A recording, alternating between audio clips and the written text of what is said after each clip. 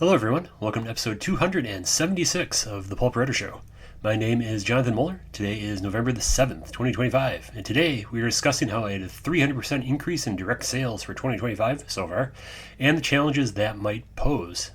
We will also have Coupon of the Week, a update on my current writing progress, and a reader question about Kobo Plus. First up is Coupon of the Week. This week's coupon code will get you 50% off the audiobook of Shield of Battle, book number 5 in the Shield War series, as excellently narrated by Brad Wills at my PayHip store, which seems appropriate because we're talking about direct sales. And that coupon code is SHIELD2025, SHIELD 2025. And as always, links to my store and the coupon code will be in the show notes for this episode.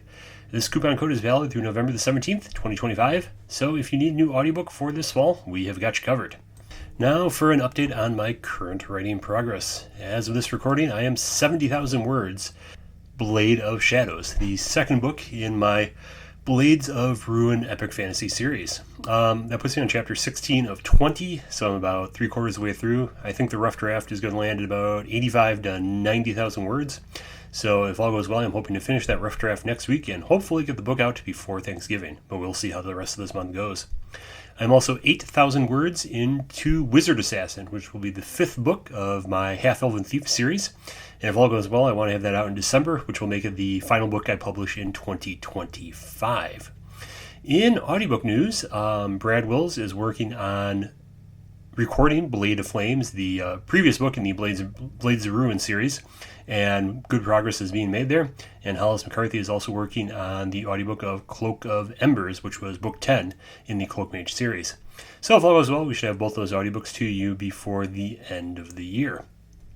So that is where I'm at with my current writing and publishing and audiobook projects, and let's talk a little bit about Kobo Plus before we move on to our main topic. A reader recently asked if I made more money from sales on from direct sales on the Kobo platform or through Kobo Plus, which is Kobo's subscription service. And the answer is, well, it depends. My primary answer always is that readers should read my books on whatever platform they prefer and which is most convenient for them, with the exception of piracy. As for the specific details, it gets a little bit more complicated. I suspect at this point more Kobo readers use Kobo Plus than actually buy ebooks off Kobo. Like in September alone, which is the last month I have complete figures for, 75% of my Kobo revenue came from Kobo Plus.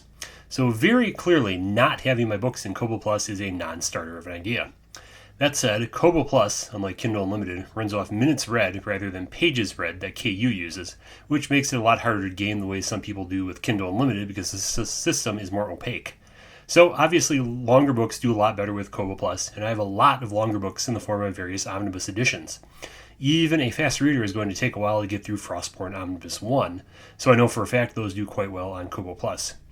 So I suspect with individual novels I make less with Kobo Plus than I do with ebook sales, but for the omnibus editions I make more from Kobo Plus than I do with the individual sales. Overall, I would say if you're a Kobo user and you want to read a book just once, Kobo Plus is probably the economical choice. But if you want to reread the book many times, you're better off buying it outright. And for an interesting bit of data, here are my 10 most read Kobo Plus books for 2025 so far. Thanks for reading them, everyone. Number 1, Shield of Deception. Number 2, Cloak Mage Omnibus 1. Number 3, Shield of Battle. Number 4, Ghost in the Assembly. Number 5, Cloak of Illusion. Number 6, Ghost in the Corruption. Number 7, Cloak of Embers. Number 8, Dragon Tiarna Omnibus 1. Number 9, Dragon Skull Omnibus 1. And number 10, Cloak of Masks. So as you can see, there were 3 different omnibus editions in that top 10 list, so those do quite well on Kobo Plus. Now on to our main topic, 6 lessons learned from a 300% increase in direct sales for 2025. By means of some background, in 2021, I started a direct sales site for my books and audiobooks using the PayHip platform. I've been thinking about this for some time, and the instigation was that at the time I was about to publish Ghost in the Vision, and the Barnes & Noble site had problems with a ransomware attack that made it impossible to upload new books to the Barnes & Noble site for about 3 weeks, if I remember correctly. And obviously this was concerning because I had Ghost in the Vision coming out during that time, and I wanted to be able to get it to Barnes & Noble readers, but I couldn't because the Barnes & Noble site was having technical difficulties. So that's when I started using PayHip and mentioned that, hey, Barnes & Noble readers, I know I can't upload it to the Barnes & Noble site right now, but you can get it from PayHip. And obviously, Barnes & Noble restored his website, and I was able to upload books again, but I kept going with the PayHip site. Why did I do that? Well, as I've said before, for direct sales, it makes sense for me to have a place that I could fully control, since barring technical difficulties that we talked about, the main ebook platforms can take a day or two before the books are ready to be sold. And as we mentioned before, sometimes oddities happen and a book can get delisted on a site like Amazon, or a site could suffer a cybercrime attack like Barnes & Noble did in 2021. Direct sales also give authors a greater percentage of the profits, especially for audiobooks. The highest rate of royalty I get for any audiobook sales is definitely through direct sales. Progress was slow for getting people to use the PayHip site for obvious reasons. People are locked into the platforms where they feel the most comfortable, since like the Kindle library, for example, and it takes a lot to get people to change their buying behaviors. But over the last year, I've seen a 300% increase in sales in my PayHip store over what I had made in 2024, and there are 6 reasons why I think that happened that I'd like to share with you in this week's episode. First reason is it gives people an alternative.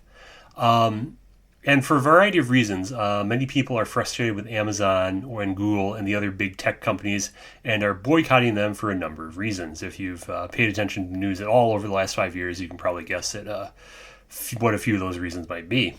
Others are concerned with the amount of tracking data on these sites and having their browsing data sold as advertising info. Having a direct sales platform gives readers who have these concerns a way to support you. PayHip is very great for those with privacy concerns because it provides us with very, very little user data, and there's no way to put ads on the site or even sell ad space there. The only customer data I get from a transaction through PayHip is the email address, which is obviously necessary since there needs to be a place to send the ebooks and the audiobooks.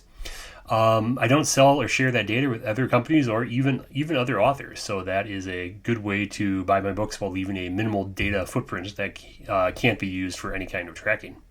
The second reason, and one that I think is about 50% of the sales growth this year, is new releases. And that is because my PayHip site is always the first place to find any of my new releases, since I have complete control over the uploads there. How fast books appear on other sites is out of my control and can sometimes take a day or two, or in extreme cases, even longer than that. But I have complete control on PayHip of upload time, so long as PayHip is working and my internet connection is working. Consistently having the new releases available on my PayHip site right away also makes people feel like they're not missing out by shopping there. Having someone to help me with my PayHip store has made that a lot easier to do that consistently over the past couple of years. I did hire someone to help me out with that, and it's been light years forward in having all my books and audiobooks available on the PayHip store. And number 3, which I think is the other 50% of the reason I had a direct sales increase this year, is Coupon of the Week, which we already listened to on this episode. Coupon of the Week only takes about a minute to set up, but it has been an effective way to get people to buy books and audiobooks on my PayHip site. The discount amounts I use means I'm still getting paid roughly the same amount that I would from a sale on Audible or Amazon, but the reader is getting a pretty substantial discount. The discount amounts are usually 25% off for an ebook or 50% off for an audiobook. It's enough of a discount to make it worthwhile for my readers. I've also been experimenting with discounting an entire series in a Coupon of the Week instead of only one book, and this change has been good for sales. It lets readers stock up on a whole series for a fraction of the price. That kind of whole series discount is also a good response to only a few readers who want omnibus editions that cover every single book in the series, which frankly isn't profitable to me for a couple of reasons. One is that if it's on Amazon, a file that size would incur a significant delivery fee from Amazon, which would cut into the profits.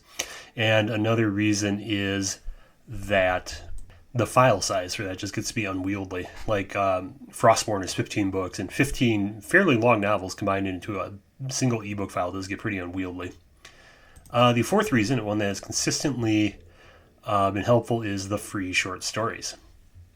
Switching ebook platforms is a big change for many readers, and it's best to give them a good incentive to do that. The old saying that it's easier to draw someone in with a carrot instead of a stick is true in ebook sales as it is in every other facet of life. Free items are a low-pressure way for someone to try out the site and test out the experience of downloading a book through my direct sales page. Direct sales pages are the best way to have control of free content that you're giving out to readers, since price changes on either site can vary wildly in which they occur, which makes setting up promotions very difficult if you're not sure when the price change will be live on all platforms. It's also a lot easier than what people used to do in the early 2010s for this kind of thing, which is to directly email ebook files to readers, whereas having them nicely delivered through PayHip and then the book funnel backend is much more convenient. Coupon codes can be too much of a hassle for some readers, and setting up coupon codes on multiple platforms is definitely a massive hassle and can't be done on some platforms as frequently as I would like. So giving away free short stories via PayHip is an effective use. The fifth reason is my direct sales page is DRM free. This winter, Amazon removed the option to download and transfer Kindle books via USB for any books purchased through Amazon, which created a stir on social media, even though most readers weren't using the feature and weren't even aware that it existed. What the outrage over the change did was make many people aware that they weren't truly owners of the content they bought from Amazon. It might be your instinct as a writer to put DRM in your ebooks and audiobooks in the belief that doing so prevents piracy. As anyone in the music industry can tell you, people will always find a way around DRM. All it does is punish the honest people who are supporting you by buying your content legally and making it more difficult for them to use in the ways that make the most sense to them. Selling books without DRM gives people a chance to truly own the content and archive it the way that works best for them.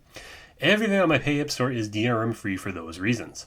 Because the books can be downloaded and stored without restrictions, they can't be removed from your collection like a book in the Kindle library can. A book purchased from PayHip is one that you can truly and completely own. And the sixth reason that has been helpful, I think, is honestly simple patience. Direct selling ebooks is a lot harder than just putting them on Amazon, because Amazon is very well optimized for getting people to buy things, and direct sales are often not. The very first year I did direct sales in 2021, by the end of the year I made a grand total of $10. This year I am probably going to make high three figures if all goes well, which still is not a lot compared to some of the sales people can report off platforms like Amazon. But if you go from $10 in 2021 to high three figures in 2025, that is quite a growth trajectory. So again, if you're going to start using direct sales, be patient and bear in mind it might take a long time of using things like free short stories and coupon of the week to gradually build up interest in the site.